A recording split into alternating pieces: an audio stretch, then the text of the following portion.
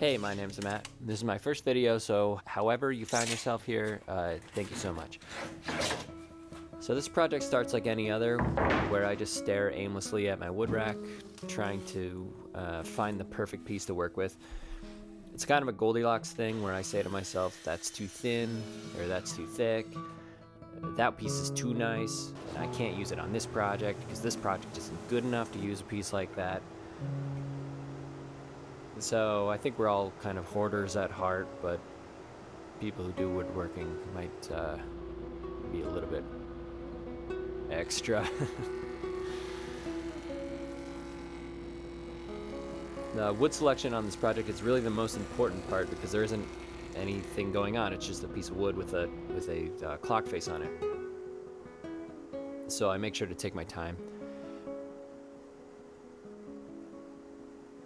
So this is a book match piece, and I'm scoring a line down the center, and now I'm just resawing on the table saw. A lot of people would use a bandsaw for this sort of thing, but my bandsaw is too small to get through.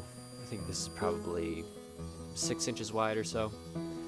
So I'm able to get most of the way through, but then I have to switch over to a handsaw and just get that one little sliver down the center.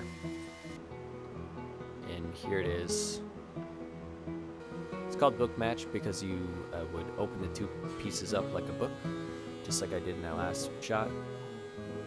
And now I'm just running it through the planer to clean up that face.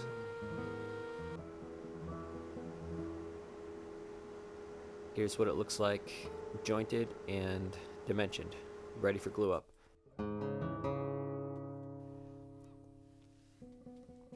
And this is a really complicated glue up.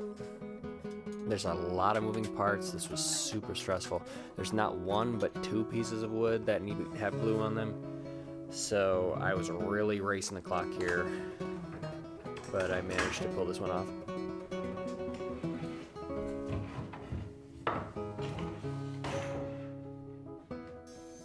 And now I'm just cutting it down to final dimension.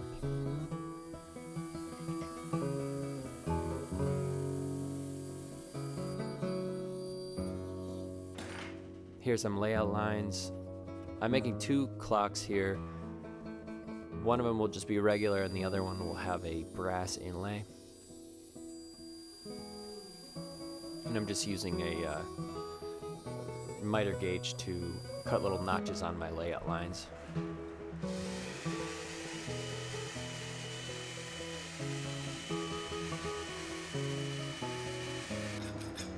So brass is pretty fun to work with. You can use woodworking materials because it's a very soft metal. It's a combination of copper and zinc, I think. So I was able to cut this brass bar with my table saw and all of my woodworking tools, and it sands down very nicely, and you're able to get a pretty nice polish just with regular sandpaper.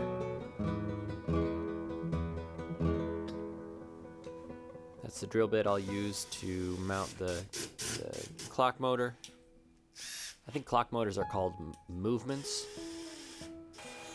And I'm using a handheld router here to carve out a little slot for the motor of the clock to go in.